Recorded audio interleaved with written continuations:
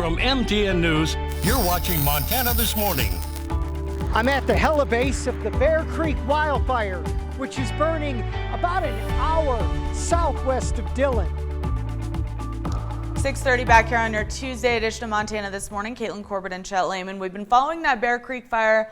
Unfortunately, we're not going to get much weather-wise to help kind of qualm what's going on there right now. No, in fact, in about 10 minutes, we're going to talk about a fire weather watch and red flag warnings in effect for a big chunk of southwest Montana. So the fire danger is still out there.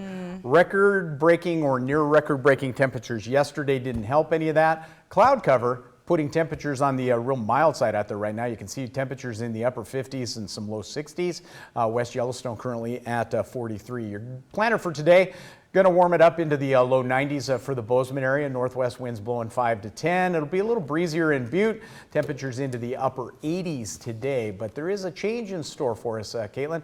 I will have that detailed forecast from the patio in about 10 minutes. All right, thank you, Chet. Helicopters and airplanes scooping up thousands of gallons of water and dropping it on the Bear Creek fire west of Dillon. MTN's John Amy talked with fire officials as the latest numbers showed that fire at 7,000 acres. I'm at the helibase of the Bear Creek wildfire, burning about an hour southwest of Dillon, where crews are relying on air support to battle this large wildfire. Several helicopters collected water in buckets that hold up to 400 gallons and have been dumping it on the fire burning in a remote and rugged part of the Beaverhead Deer Lodge National Forest.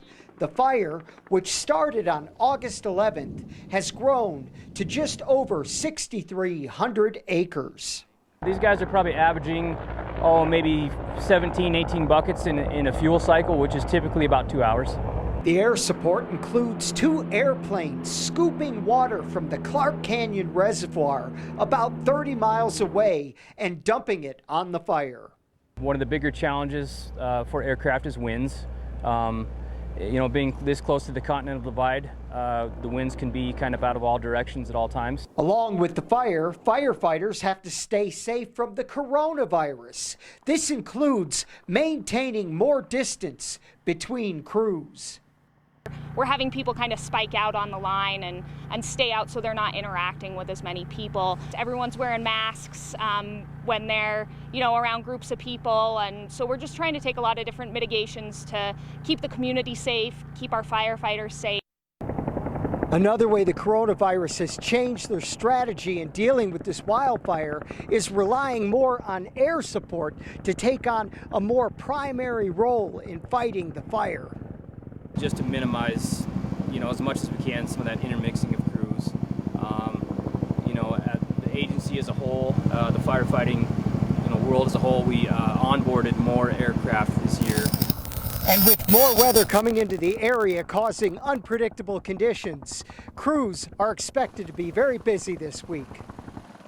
Near Dillon, John Amy, MTN News. So far, there's just 10% containment on that 7,000-acre fire. Officials say there are more than 400 people working on this fire, plus 8 helicopters. No occupied structures are being threatened.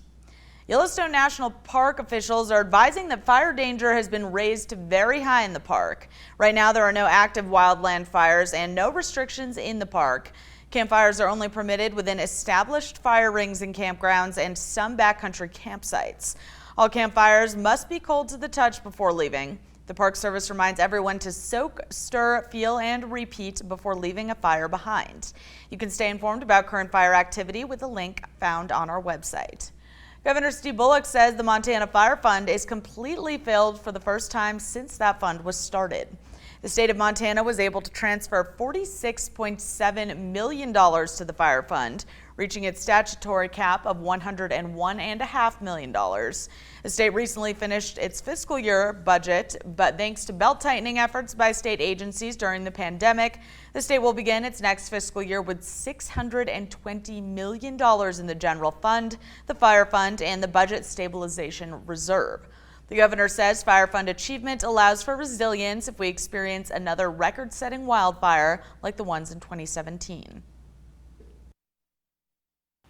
But we're also making sure that Montana's prepared for the wildfire seasons that come our way not just this year, but for several years to come.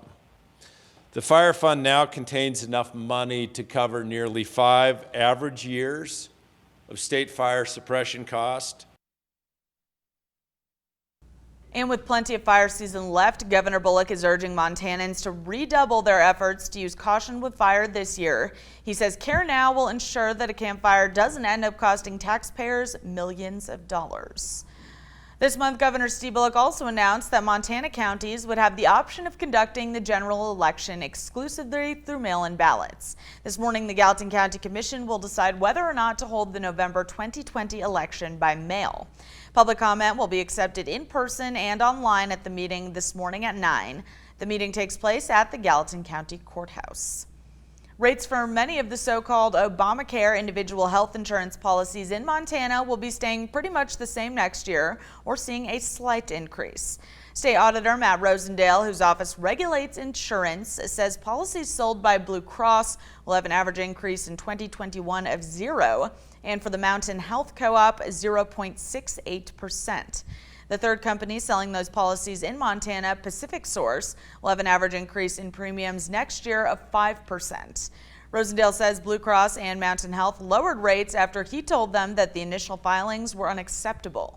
But industry officials tell MTN News firms already had been examining new data and other information that influenced the final rate filings.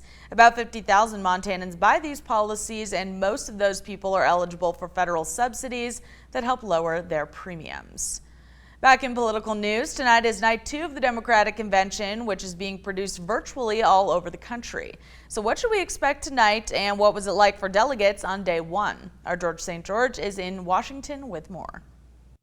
Donald Trump is the wrong president for our country. He is clearly in over his head. Night 1 of the Democratic Convention is over, with former First Lady Michelle Obama virtually inspiring Democrats nationwide. Republicans who are supporting Biden also getting their time in the digital spotlight, like former Ohio Governor John Kasich. I'm a lifelong Republican, but that attachment holds second place to my responsibility to my country. So what should you look for tonight? Well, Dr. Jill Biden, Joe Biden's wife, will be reintroduced to the nation as the keynote speaker. Former President Bill Clinton, who has spoken at conventions since 1988, will also get a chance to speak.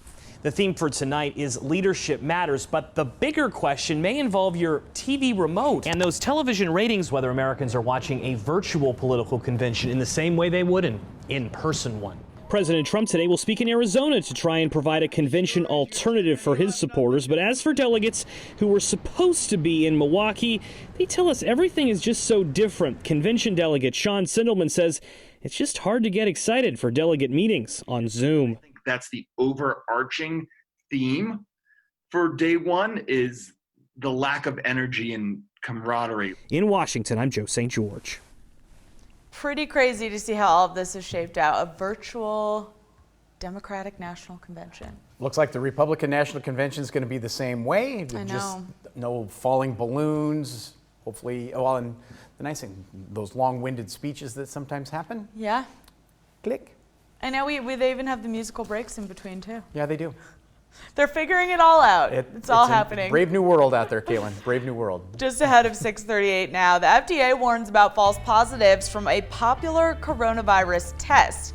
Coming up, we're going to learn what's causing that problem. First, though, here's a look at what is ahead on CBS coming up at 7. Good morning to you. Ahead on CBS this morning, Michelle Obama headlines day 1 of the Democratic Convention saying President Trump is in over his head. Michigan Governor Gretchen Whitmer also went after the president, accusing him of being divisive during this pandemic. The governor will join us live today. Plus, we continue our School Matters series with a look at learning pods as an alternative type of classroom. Are they creating educational inequality? We'll talk about that. And comedian Amy Schumer, and that's her husband, Chris Fisher. He's a chef. They're talking about their Emmy-nominated cooking show and how the coronavirus has changed their married life. Well, I know they got a baby. That's a change. We'll see you at 7 o'clock on the dot.